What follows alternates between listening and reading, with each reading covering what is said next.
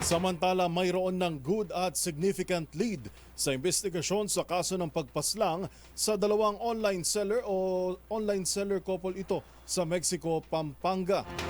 Bagamat tumanggi muna ang Philippine National Police na banggitin ng revelation na ito, sinabi ni PNP spokesperson Brigadier General Jean Fajardo na maaring may kinalaman sa negosyo o personal ang pinag-ugatan ng krimen.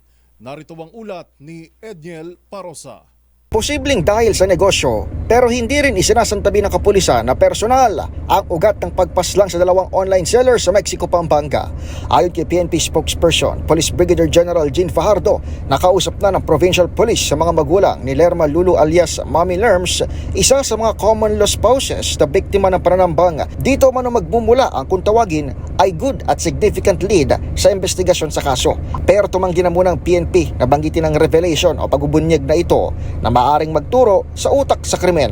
Kausap na po mismo, according to the provincial director, ay nakausap na po nila yung magulang, particularly po yung magulang po nitong biktimang babae, at may mga ibinigay po mga information, at yun po yung pinupursu po ngayon ng ating investigation team to identify yung possible mastermind behind this murder cases po.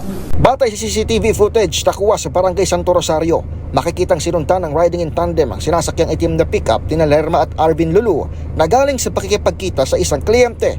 Nang maipit sa traffic, nilapitan ng riders ng sasakyan at kabila ang pinaputukan ng dalawang negosyante sa harap ng kanilang 6 na taong gulang na anak at 14 anyos na pamangking hindi naman nasugatan.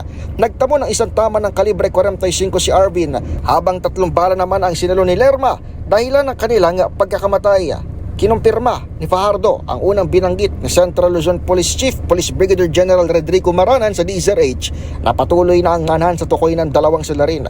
Partikular umanong itinuturo ng kanilang mga witness ay ang pagkakakilanlan ng backrider ng motorsiklo nga nahagip ng CCTV. Para sa MBC TV Network News, ito si Edniel Parosa, una sa Pilipinas, una sa Pilipino.